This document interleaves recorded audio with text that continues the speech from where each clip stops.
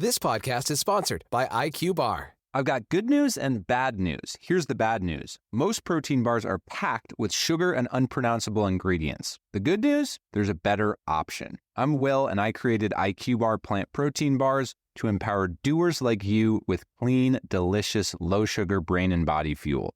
IQ Bars are packed with 12 grams of protein, brain nutrients like magnesium and lion's mane, and zero weird stuff.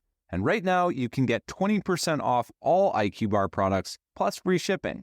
Try our delicious IQ Bar sampler pack with 7 plant protein bars, 4 hydration mixes, and 4 enhanced coffee sticks.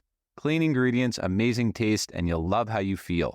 Refuel smarter, hydrate harder, caffeinate larger with IQ Bar. Go to eatiqbar.com and enter code BAR20 to get 20% off all IQ Bar products plus free shipping. Again, go to eatiqbar.com and enter code BAR20. Follow the money. That's what I always say. You always follow the money. Yeah. This is Follow the Money with Mitch Moss and Paulie Howard on VSiN.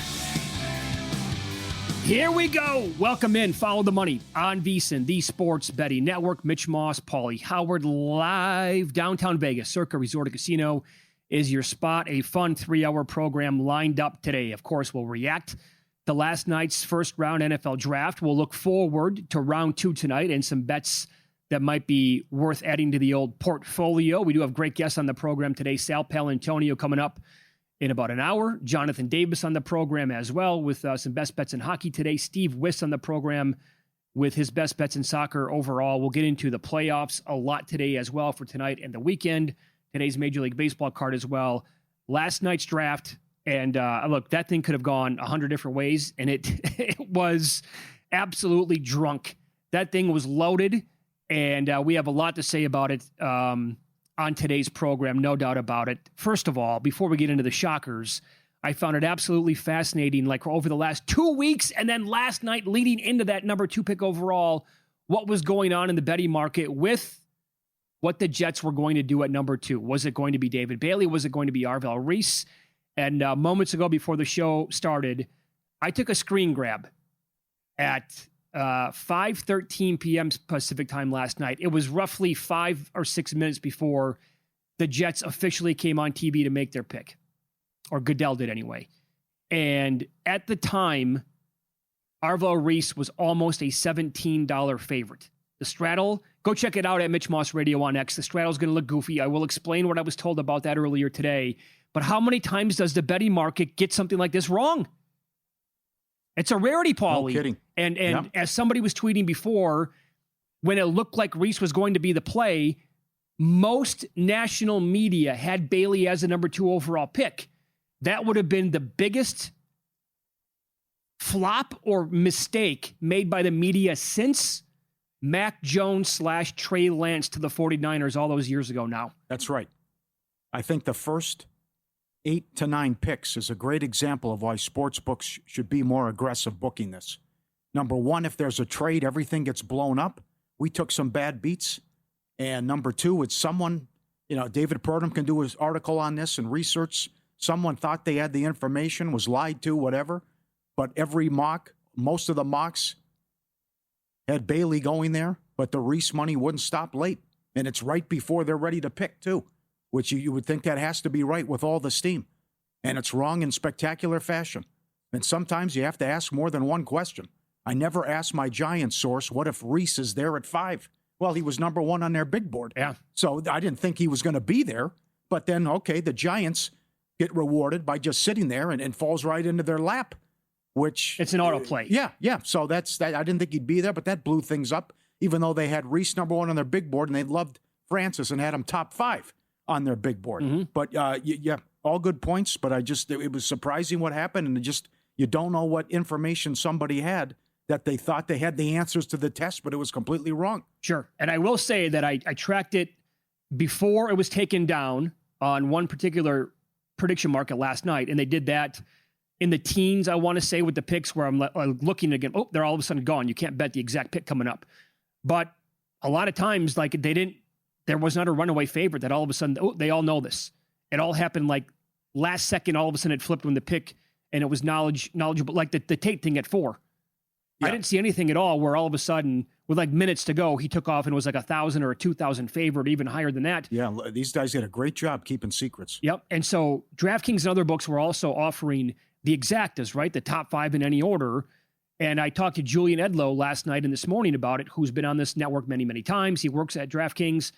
And I said, do you have any idea what that exacta would have paid? And he said they went as high as 160 to 1. They did not have that even on the board for an exacta. So it would have been a 5-player parlay. Guess what it would have paid? Yeah. Well, I saw Tate to the Titans 27 to 1 and Reese to the Giants 20 to 1. So hit me. 3,000 to 1. Yeah, oh my God. To get the first 5 in order, a parlay at DraftKings would have been about 3,000 to 1. Yeah. That's how they had like no chance. Nobody saw it coming. It was an absolute haymaker. And people were floored last night with what happened there. 3, 4, 5. Not necessarily 3, I guess, because that steam was real and Love got to like a plus 110 short shot, when the Cardinals were on the clock. Was it an outlier? Or can we expect this on a regular basis? Everyone's keeping secrets, and right before the draft, we didn't even know the number 2 pick. I think that this can be a regular thing because maybe there's something to this. And I threw it out there earlier this week. Has there been a mandate by the NFL telling teams this is going to be tight-lipped? Otherwise, we're going to throw the book at you. Nobody's leaking anything. Mm-hmm. And they didn't want anything. Again, they reached out to the Kelshys of the world and said, don't post this stuff. They did not want prediction markets to post it last night. So I'm guessing with that knowledge, maybe there was like a memo, an internal memo that we haven't heard about yet, where they just like Goodell's like, look, I didn't want gambling ever. They were absolutely anti-sports betting up until it passed and they could make money on this thing in 2018 and then after that. Yeah. And so maybe that's going to be the new norm where we have no idea what's going to happen leading. And if certainly you might have an outlier on a team that's a big time leak. But if not, maybe these teams are going to abide by their decision and their mandate, and we're not going to know what's going to happen. You need to let the reporters do their job, though. So we played that cut yesterday with Glazer. He had the information. That would have helped bettors, and I think it would have added more juice to the draft that there's going to be a big trade in the top 10. He had the information. He said, well, I'm not allowed to say it till they're on the clock. But then they have it that the Cleveland's and Kansas City's moving up. So I don't know why they won't let him break that news day before. Is that what it was, or was it the Simpson going 13th to the Rams? I think that was more, he had that 13 minutes early, but I would think it was more, so there's going to be a trade when someone's on the clock, and it's going to be a big trade. Yeah. And that was certainly what happened in the top 6. The big surprise was Simpson, but then again, Schrager had that, an hour before, we were still on the air, an hour before the draft, that he said that Simpson's going in the first round. I guess we should have connected the dots because he has the background and the friendship with the Rams and McVay, but still, I threw it out there. You thought I was drunk? I still couldn't bet that and get there. It's like, why in the hell would you take Simpson at 13? That's asinine. It's one of the dumbest picks I've ever seen. That I can, and I've watched this draft since I was like 12 years old. It's one of the worst picks I've ever seen. Nothing against the kid. I'm not saying that Ty Simpson, I don't know. Look, I mean, just like all of you listening and watching the show right now, I've gotten quarterbacks right. I've gotten quarterbacks wrong. You're not 100%. You get some of them, you're right. You know what I'm saying there. Yeah. I don't know what Simpson's going to be. And maybe he turns out to be the best quarterback in the draft. Who knows at this point? But for the team that is the shortest shot on the board to win the Super Bowl, and a team that was the highest power-rated team in the NFL last year and will be the same again this year, one of, if not the highest power-rated teams in the entire league, to take a quarterback at 13 overall when Stafford's coming off an MVP season, and you have a guy, and I watched the Rams every second of their games last year because I thought they were going to win the whole thing, and I won a lot of money to them if they won the Super Bowl. You had a guy like Ruben Bain on the board to take, and you could not rush the quarterback to save your lives in the playoffs, and you passed on Ruben Bain for a guy who might not play for 3 or 4 years. I could not believe they did that. Well, number one, trade down. Yes. He's going to be there. Number two, how about you get a wide receiver for your Hall of Fame quarterback? You could do that too and listen to Charch. But he's the 4th fewest starts by a first-round pick in the last 25 years. And this is, McVay is always enthusiastic. Always. Rah-rah, long, thoughtful answers. He was pissed.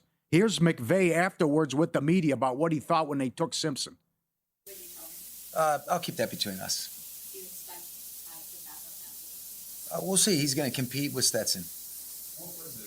Okay, right away. It was- Four rapid-fire questions Yep. and short answers. All what we talked about, I'll keep between us. And this was a Les Snead pick. And this is, you're not going to be here. I'm thinking about the future. Why are you thinking about the future? You're one play away from the Super Bowl. Your quarterback has 1 or 2 years left. Yep. He's peppered with questions. He gives them 2 seconds on every single response. And prior to that, when Les Snead was answering about Ty Simpson, I mean, McVay is this far away from the mic. Yeah. And his body language, we can play this here, but the body language, it looks like somebody ran over his dog. I think that at the end of the day, probably processing football, someone who can execute a passing offense, has mobility. So that's probably the macro. There's a lot more variables that go into it, but that's the macro, I would say. Yeah, for the radio audience, I would urge you to watch that presser last night if you haven't seen it yet. Doesn't say anything. He's not even engaged at all. I don't know. I mean, that's absolutely bizarre. And we'll expand on this coming up in about 20 minutes. But Yes. again, Chris Felica had him, I think, at 15-1 to go there. 30-1 yesterday. That's a very 30-1 yesterday. Yeah, we talked about it on the air. Yeah. Right before you got off the air, you say, give me something crazy that's going to happen. He said Simpson to Was the it? Rams. It was 30-1. 30-1. I know. I laughed at you. It's I mocked- 30-1. I wrote it in my journal last night. Paulie had made me laugh today on the show. What an idiot! I can't believe those words came out of his mouth. Yeah, I know. How about it? I can't believe it. And this is also, he's going to work. They're going to work wonders with this kid. I mean, he's not going to be there. Oh, That's the thing. He's gone when Stafford retires, and he's not on board with this and thinks it's he told Kay Adams March 30th, you know more about the kid than I do. Come on. That clip's out there. and we went through this with the Rams a couple of years ago when we didn't know if he was going to come back as the coach. That dude would land a gig wherever he would want in media, and he would be an absolute superstar. Yes. Talking about games in NFL 365 days a year, and he wouldn't have to stress being a head coach at all. Wow. It's the Packers taking Jordan Love all over again at the time. And I will recap exactly how that went again coming up in about 15, 20 minutes on the show. Yep. So now tonight, The Cardinals will take Carson Beck. and that's plus 950. Yes. And what a reach that would be. No kidding. But you're going to have the highest paid running back now with the biggest contract right off the board when you're already set at the position. Why not double down? Yep. Opta AI projections have nailed 2 players in consecutive nights in the playoffs with their strongest edges. They're high on 2 players in the same game tonight. Find out who next.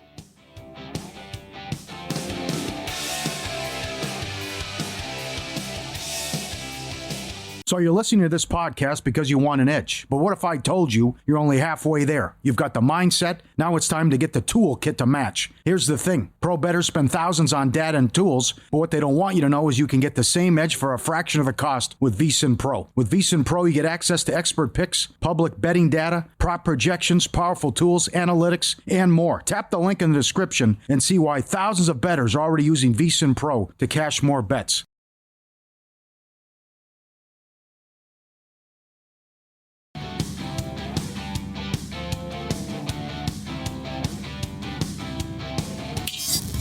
This is Follow the Money on VSiN. I feel like the draft is like a week early this year, right? Because we have all these games going on at the same time. Usually it's the last Thursday of the month. So the playoffs have kind of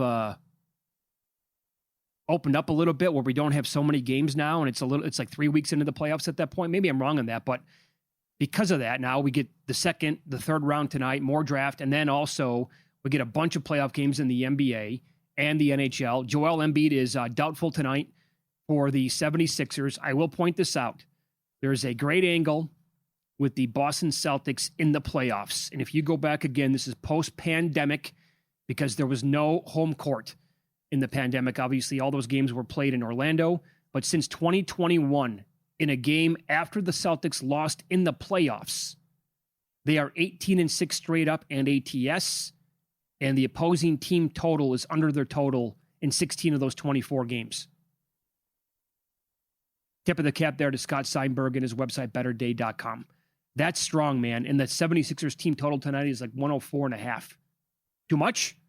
They crank it up tonight on defense? They might get what they want offensively, and they got to get Derek White going. You know, Derek White is 4 for 17 shooting in the series. He didn't have a great year shooting the ball anyways, but that is just, for Boston to play like that in game 2 and screw around, that was bizarre. But now how do they respond? And they've been great bouncing back. But I'll get to this coming up in the last game, but it starts with the role players and also White, if he can knock down shots, what it means for Brown and Tatum and get the others involved, and maybe an unsung hero. Look what Edgecombe did with his incredible performance in game 1. So the place will be alive and rocking. We talked about in game 2, Maxey had to be big and score at least 30, and he did. But what they got out of Edgecombe was a shocker, and Boston now needs to respond and look around and say, come on, look what's going on in the rest of the playoffs, that we have to get going. Joker in Denver in a world of hurt. Williams is hurt with OKC. The Knicks are down. I mean, this bracket has really opened up. And who knows, maybe the 1 seed goes down with Detroit. So Boston's got to get their act together and play like the favorite and what they're priced at, with what the markets think and what they were able to do in the regular season. Because what they did in game 1 should be more of what we see the rest of the series. Let me throw this at you. You want to buy low on a player who did not make a 3-pointer in the last game? He took 9 attempts in the first game. Was it Pritchard? It is Peyton Pritchard. And you can get plus 130 in that neighborhood for him to bury 3 of those tonight. I haven't bet it yet, but I'm intrigued. You like to buy low in spots like that. I will point out that at VSiN.com, the Opta AI projections, they have nailed the last 2 nights with their best edges. Yeah. A couple of nights ago, it was A.J. Mitchell, cleared everything. Last night, it was Max Strus for the Cavaliers. And I'm talking points and rebounds, PRA and rebounds. He went over everything. And the points, cashed all 4 of those, right? Well, they are 2 of their biggest edges on the entire board tonight are in this game. And they're from the same team. It's Quentin Grimes, your guy, and Andre Drummond. And with Grimes, it's essentially around the world. It's points and rebounds, it's points and assists, and it's PRA. And then the other guy, Andre Drummond, it's rebounds, points and rebounds, and then PRA as well. I played Grimes a couple of different ways. I did play the points. It's a very low number tonight. I played 8+. It was plus 110 when I bet it. And I did play the PRA over at 11.5. And I think we're going to get a huge effort out of Drummond at home tonight on the glass. Mm-hmm. He hasn't been a rebounding machine so far. He had 8 in the last game, but with Embiid still doubtful, he'll get minutes. And so I played a nice plus price at over 8.5 tonight for Drummond on the rebounds. That's the only one I played for him, though. Okay. Don't know what I want to do in the Laker game because I got to see who plays. And now Durant's questionable with an ankle. Yep. Don't know if Reeves would be able to go, but at least he's been upgraded to questionable. And now you've seen a 50-cent move in the adjusted series price with this news on Reeves as well. So, as we've talked about for all week, how the schedule benefits the Lakers, that then Game 5 wouldn't be till next Wednesday. But if you're going to get Reeves back, maybe Game 3 or Game 4. But now you more minutes out of Reed Shepherd if you want to attack his props, but also what happens with Durant. And we'll see. I mean, if you watch this team play offense and what they don't run, and how bad they are offensively, how are you going to lay 9? Especially when you could get that shot in the arm and get Reeves coming back as well. But again, as we've said, this is awesome if the Lakers can win this again, because I would expect a total rollover from Houston in Game 4 if they go down at home. And who knows? Maybe interesting to see. I've never been there, but the traffic is horrendous and all-time bad in Houston. And that's a 5 o'clock. They're like about 7 o'clock tip local time, and it's a pain to get down there. So you probably get a late arriving crowd and kind of an odd atmosphere that the team's had such a disappointing season. You're not supposed to be in the 4 or 5 game, and you're not supposed to be down 0-2 when the Lakers have their 2 best players out. Well, and Lakers fans are like Cowboys and Yankees fans. They're like wood ticks. They're all over the place. Yeah. So they'll show up at that game tonight. And so I got sucked in yet again on Reed Shepherd. Game 1, there's no Durant. He took 14 threes. 14. So Durant is questionable tonight. If he doesn't play, I mean, it's guns a-blazing here for Reed Shepherd, in my opinion. Even if he does play, Udoka comes out and says, yes, he basically admitted without saying it, but I screwed up. I did not play him enough. He only got 11 minutes, about 10.5 minutes or so in Game 2. And that was it. He only took 4 shots because he had so much limited action. But if the coach comes out and says he's going to get more playing time, this team has like no shooters, right? And if Durant's questionable, maybe he doesn't play. I had to play over 2.5. It was like plus 160, plus 158, I think, earlier today. Don't like the vibes either. Now you got Jabari Smith saying, well, it's on Durant to fight through the double teams and get open. And it seems like there's infighting there, too. How could this end poorly, Paulie? I know. Spurs up to 3.5. See what happens with Wemby. A lot of people don't think he's going to play. I'd shoot around though, so I think that's why it went up. Good, yep. But either way, you got to be focused on De'Aaron Fox. Now, I don't know if he's going to go over his points prop, but this guy is on a max contract, and this guy was awesome with the Kings. He was the reason they should have beat Golden State in 7. He got hurt in Game 7 and struggled with his shot at the back end of that series, but the guy was getting to the basket anytime he wanted. He was so good with the Kings. Where's that electrifying force with San Antonio? With all that talent on this team, they should not blow a 14-point lead with 8 minutes left. So it's a tough matchup with how good Portland is defensively, and you're loving life if you're Portland because you win the game, and Denny had an off game and was in foul trouble. So I don't think you get that out of Scoot again, but it starts with Fox, and he has to do some damage here and play like a guy on a max contract who wanted to go here and leave a good situation at the time in Sacramento and go to San Antonio. The question with the number is, where does it go if Victor Wembanyama is actually going to play in this game tonight? Because it's not going to end at going to 3. It will certainly go up from there. Again, I talked about this on the show yesterday. I talked to Justin here at Circa the other day. He made it about a 6-point adjustment. And one of the guys in charge of Bet Online said he would make it 7.5. So if he plays tonight, this is going to only go up. So it is a gamble, obviously, at this point. But I think maybe the play, once you heard that Wembanyama was going to make the trip, then play, which I did not do, but playing them at a reduced number at that point, or maybe even the money line. And then you could always come back and take, if he does play, this number probably is going to go to 5, 5.5, 6, something like that. You could always come back and play Portland at that point and have the best of both worlds. It's like betting Reese and Bailey last night. Yep. 4-game Saturday. I think the tough thing with the early game is Detroit just played well in one quarter after the tirade at halftime by Bickerstaff. And does Orlando bounce back? I really like the Suns in the second game catching 10 and 9.5. After they all covered in game 2, and then Booker goes off. Usually, and it cost them $32,000. Usually, going after the officials works, and you get the calls in the next game. But now you're down Williams, and I just don't think the Thunder should be laying this much against a team that's had a good season and wasn't expected to do much, but gets the 7th seed. I think it's disrespectful what this point spread is, and I think this is when you see the ego and the professionalism come out, and that Phoenix doesn't want to get embarrassed, and this is their whole season in the Saturday afternoon. You want to go around the world, first quarter, first half, end game? Okay, yeah. Now, Toronto, did it get there? I think Toronto got there around the world, yes? They did. Yes, They cashed everything last night, yes. yeah. That dunk was big before halftime. Okay, yeah. So they were awesome in the fourth quarter. I'd like around the world here, too, with Phoenix. It wouldn't be surprised if this is close in the fourth quarter. You asked the question yesterday, how can the Nuggets be favored after the Gordon news? And then Minnesota went off the favorite, and I haven't seen Joker play that poorly before, and especially in back-to-back games. 5 of 24 from 3 in the series. Murray is 16 of 42 in the 2 losses. And this is with Ant, who's not feeling well either. And they destroy him after they trash talk and back it up. How is Denver favored in Game 4 with what we've seen so far in this series and how Gobert's doing a great job on Joker? Yeah. And, oh, by the way, last night was Exhibit A. The Wolves don't need Anthony Edwards to play like a true superstar to win the game. What are the Bulls doing? Didn't have to have those trades. I have no idea. By the way, this is a very good tweet from John, who in his Twitter bio it says he's an Astros and a Rockets fan and a U.S. Navy vet. Tip of the cap, buddy. Lakers and Yankees both in town. It's going to be absolutely crazy downtown. Oh, okay. I've never connected those dots and thinking about it like that. Who'd we call out to the other day? Bridges. How about that? You give up all those draft picks and the guy's benched in the second half. You got to have him on the court, though.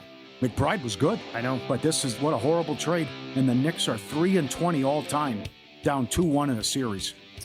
Last night's experiment with the NFL draft has to be one and done. Do you concur? Up next on Follow the Money, it's VSiN, the Sports Betting Network.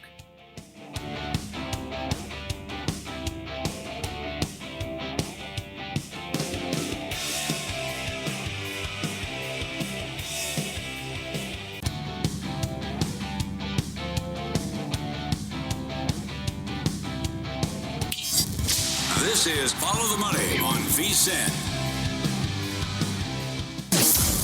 Great moments in history have begun with a question. To be or not to be, that is the question. What came first, the chicken or the egg? Was it over when the Germans bombed Pearl Harbor? And what kind of hair product does Mitch Moss use?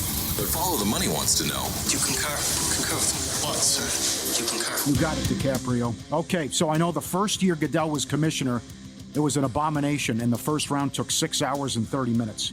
But this should be one and done. 8 minutes between picks. It's too fast. You got to change this. It's too quick. Do you concur? 100%. I hope they're going to listen to the feedback and also just realize by looking at the draft and what took place again last night, you had no time for analysis in between these picks. No. At all. I mean, it was just, and then all of a sudden it's like, well, I don't want to get too far because I know we're going to expand on this stuff, but you have to go back to at least 10 minutes.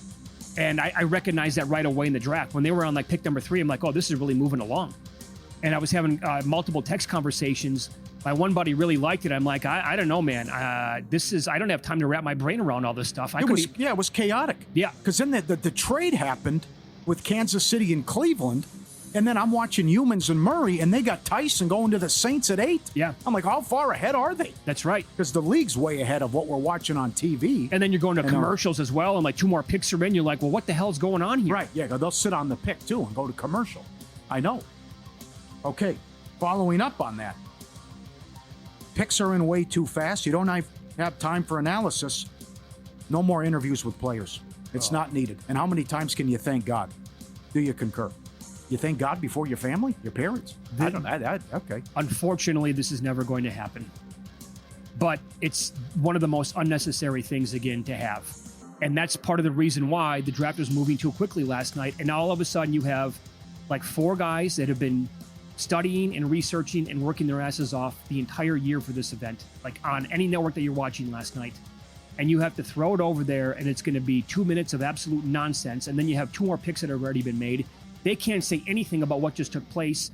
God forbid if there's a trade to try to analyze it from that point. Nah, it's the same thing. It's just like, yeah, thank my Lord and Savior, thank my family, and they're getting a guy with a great work ethic, and I'm going to come in day one and all this, and cliche. Okay, back to you. Yeah, we finally found something that's more irrelevant than the actual in-game interview. Because, Yes. okay, like once out of every 100 times a coach or a player might actually say something that's worthwhile, these are all worthless. You're doing nobody any good. And you, especially if you keep it at 8 minutes, there's no way you can have the interviews now. Tate to Tennessee, Reese to the Giants, the KC Cleveland trade, Downs falling, Simpson to the Rams. This is why sportsbooks should be more aggressive booking the event. Do you concur? 100%. I saw some reports that books did not do well last night. How is that possible? There isn't a single person that had Tate going fourth overall.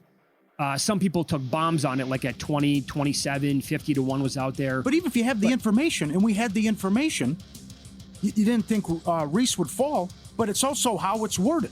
The Giants love Francis, right? But it's got to be Francis doesn't go to the Giants. It's worded what pick?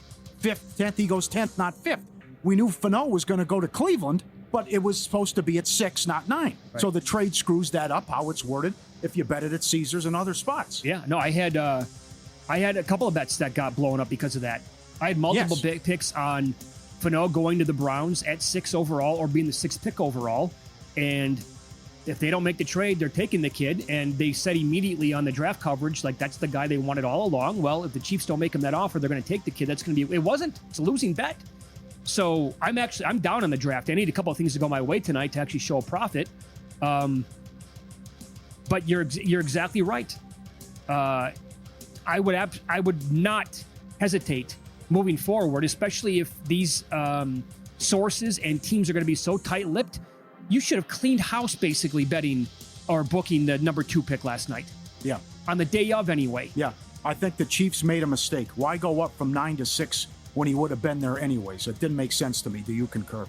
So it was going to be the only possible spot for Delane to go would have been 8 to the Saints, right? Because as we were told again, unless this was BS, the player, if he was there at number 7, that it was going to be just 2 seconds. We know who it's going to be. The Commanders were going to take Sonny Styles. So then the Saints absolutely had to take Delane 8. Who else was going to trade up to take him?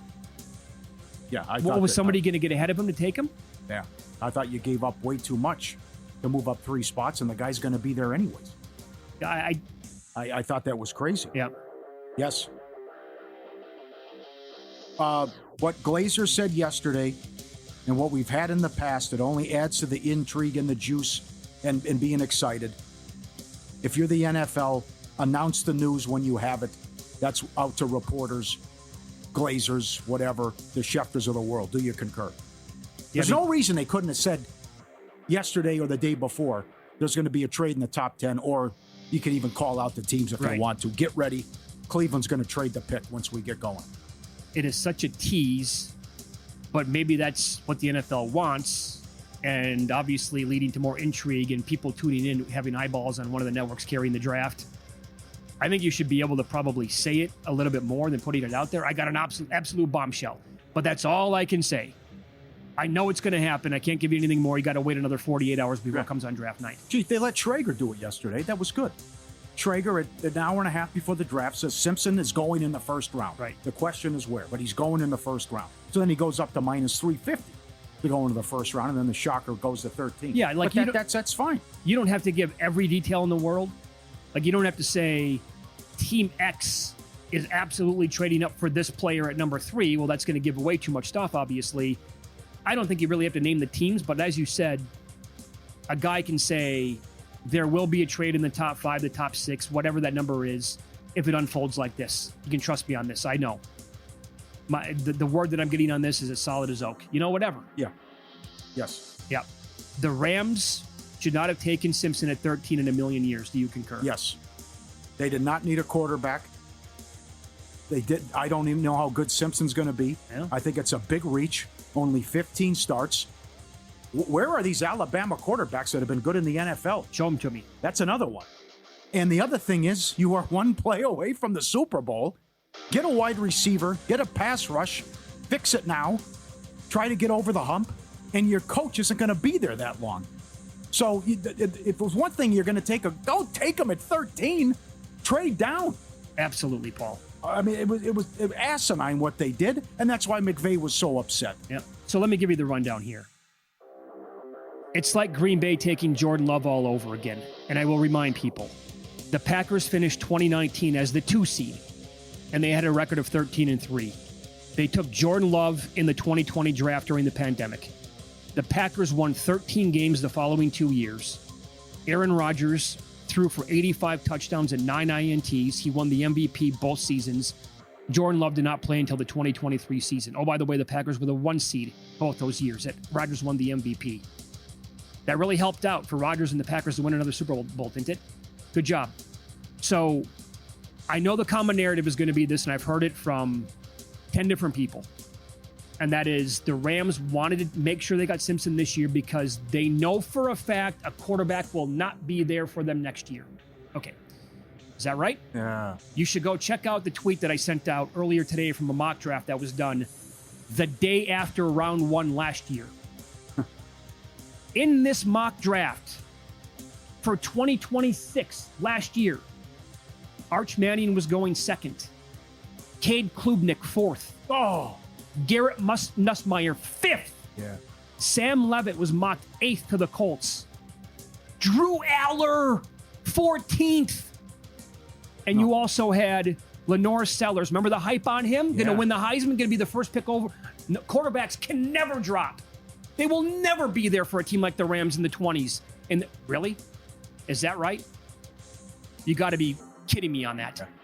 And that happens almost every single year when people talk about the following year's draft. Oh, it's going to be great. We're going to get... No, we're not. And a lot of these quarterbacks are going to fall on their faces in college. And you're not going to hear from them again, most likely. That line of thinking is just perplexing to me beyond belief. Yep. Very good. The other thing, too, and Laura Rutledge did a good job, but she's in a tough spot. Very tough. A lot of times these guys are overcome with emotion, too. Sure. And it's, I just don't think it serves a purpose there. And now we're going so fast. Tell me more about him. What did you think about the pick, all this? I like Bain. He's pissed. He went 15th overall. Mm-hmm. He comes flying right out. He grabs the hat, doesn't stop for the mirror whatsoever. He gets out there. He's shaking the arms. He's like flexing the biceps. He's ready to go out there and go to war today. Yeah. And play some football. Sharps Invitational season-long NFL bankroll tournament. Think poker meets football. Start with 10,000 chips. Put them to work. Spreads, totals, parlays, even props. NFL Week 1 through the Super Bowl. Stack your chips. Climb the leaderboard. Compete for real money. 3 tiers, 3 champs, 3 prize pools worth playing for. Sign up today. Join thesharps.com. Join thesharps.com. Manage your bankroll. Outsmart the field. Go week to week or compete all season. Join thesharps.com. I would also say, selfishly, it just went by too fast. I need like 4 hours out of the draft. 4.5 hours. 8 minutes between picks. And then everything's breaking on Twitter anyway. Yeah. You have that too. Win, lose next. A lot of bombs cashed last night. Paulie gives the details next here on VSiN.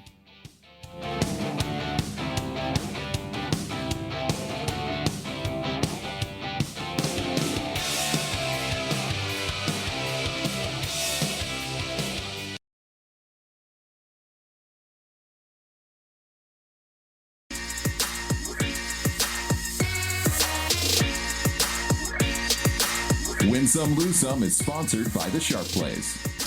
Were you a winner last night? Wow, winning. Or was it a rough one? Well, they can't all be winners, can they? Loser! You're a loser! Paulie Howard recaps the night in sports betting in Win Some, Lose Some. All right, good job, McShay. The source was right. The owner gets his way. Love to the Cardinals, plus 450 down to plus 120. The largest contract for a running back in history. Guaranteed money. I saw Warren Sharp today on the morning show. By the books, he was outraged, livid. I can't believe it. You already set at that position, and it's not like you're a player away anyways. You got Connor in Algier. And oh, by the way, like we said a couple days ago, we don't buy it. Not buying that smoke. And then when you find out that it's the owner, okay, well, I guess he's going to get what he wants then. That is nuts. I think it's... Tate to the Titans, 27-1. Reese to the Giants, 20-1. Delane, 5% chance on Kalshi to go to the Chiefs. Tyson, 8th pick, plus 850. 2 weeks ago, 10-1 to go top 10.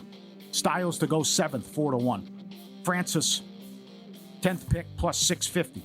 Simpson of the Rams, 30-1 to go in the first round yesterday, minus 115 to minus 350 after the Schrager report. Eagles, first pick, wide receiver, 3-1. Good job, Kramer and Green. Yeah, by the way, can I point this out about Simpson? So file that one away. Schrager, anyway, next year, if he says something like that again, I can tell you right now unequivocally that a guy's going to go in the first round or something like that. Okay, well, he nailed that one out of the park. 2 running backs to go in the first round, 4-1. Yep. Seattle, a lot of people had that mocked with Price. That was good. I took a little bit out of that, by the way. I couldn't get down much. It was very limited, but I had him going in the first round and the Seahawks taking a running back first because of more mocks having that and saying it was a possibility that they were going to replace Kenneth Walker. Braves 7-0-1 in series this year, running away with the division. Atlanta Hawks 15-1 at home last 16. Home teams 3-0 last night in the association. T-Wolves plus 2.5 to minus 1.5. Pounded Denver. Most points in the Raptors game. Dead Heat, Barnes and Barrett. Barnes 10-1, Barrett 6-1, OG 15-1 in the Knicks game. Most 3-pointers. McBride 50-1. Oh. Who would think he's even going to play that many minutes? I know it. He had 5, and Bridges is benched. Barrett 12-1. Subscribe, be part of the team. VSiN.com, our radio and podcast friends. You always want to see these tweets and videos at Paulie Does Vegas on Instagram. Send them in, we'll put you on. Look at this. The guy shows up to daycare without the owners. And he comes in, he's got some mud on him, ready to go. The people working are like, what's this? Who's at the door? What? Oh, yeah, it's our buddy. He shows up, he knows where to go and knows the route. He just shows up unannounced by himself. Gets out, loose. Hey, guys, I'm going to go play with my friends. Let me in. Happy to see everybody. There he is. Hey, Sparky's here. Believe that? It's an off day. Why is he at the door right now? Wow. A little scary, but also shows how smart they are. There he is. Get the mud. Did a little bath after he came in muddy. But shows up to the daycare without the owners. The little guy loves it so much, he just knows how to get there. What a video. He's like, I got to go back again, man. Husky? Yeah, looks like it, right? Yeah, okay. Camera's in the way. How about this one? What are you looking at here? That was they're looking at? LAPD. Just got made. Look at this. Guys on the boat. I think it's a golden retriever. They're looking. Oh, yeah. Sees the grill. Sees the grill. Little meat, little steak. Yeah. Little burgers. What do we got? Looking at that. Oh, look at his face. He wants a piece of that. Look at his face. They got the grill right there. Oh, he wants to tear into it so bad. Oh, the poor fella. That is brutal. Lose some. Reese, second pick, plus 120 to minus 1,400 at Kalshi. Minus 270 at DK. I think it got to $3. But it would not stop at Kalshi. More on that with Mitch coming up. Downs under 9.5. Got to $5. No good. Giant source was right. Want to know part of him. No way. Yep. Good job by the Cowboys, though. That's a great pick. That is. I got to say this. I mean, it feels to me like the Dallas Cowboys usually hit a home run in the first round. And how do they have guys slip to them? Almost Micah Parsons sitting there like in the, 12 range. CeeDee Lamb fall. He's like the third receiver. Like, what? Now, Sal Pal's coming on in 10 minutes. I don't like making a trade and helping out my division rival, though. I know they've done it before. I would not help out the Eagles. So to go from 20 to 23. Yes. But that's, to each his own. Great job, Doug Kazarian. Banks, 5-1 to -120 to go in the first round. Oh, he went super high. Jarchin was onto the position yesterday, just the wrong player. He's coming to Minneapolis with 2 pythons, a chameleon, a cane corso, and a tarantula. Is that all true? Yeah. Oh. He's met with the media today. Okay. Everything, a lot of things, he's got, I don't know. Respect. Cane corso's a mean son of a gun, too. Big fella. Hawks, -1 to +1.5. 1 by 1. Bad beats. Mauanoa to the Giants at 5. They loved him. They were going to take him. But Reese falls to them at 5. He was number 1 on their big board. What's Arizona doing? Fano to the Browns at 6. Another bad beat. The trade down, take him at 9. And you had it, Lawrence to the Cowboys at 20. They take him, but the trade, and he doesn't go there. Yeah, I bet that 2 different ways. So I bet Lawrence first round, that's a winner, but it doesn't pay off the same as Lawrence going exactly to the Cowboys at 20, which, if they don't make that trade, they're going to take him the way it sounds. That hurt. Mr. Poison tweets every day. You knew he'd get us on the Colorado total. 5.5. But there were 6s out there as well. Sports calendar never stops. Sharp Plays covers it all. They've been winning for 15 straight years, pulling in selections and intel from over 500 pro bettors and sources worldwide across all sports. They push it to the subscribers in real time. Respected, watched, and feared. When they move, books take notice. Great sources. Start winning with them. SharpPlays.com. SharpPlays.com. Get up there. I will point this out. So the 49ers are the first team on the clock tonight after trading down last night. Might trade this pick. So that's exactly where I'm going to go with this. And right now I'm looking at a prediction market with the safety out of Toledo, Emmanuel McNeil-Warren. He has the shortest odds on the board at plus 239. After him, it appears to be Denzel Boston, wide receiver out of Washington. And you're exactly right. People are now saying the 49ers might trade the pick. Well, I saw a lot of people peg McNeil-Warren to the 49ers 33rd overall.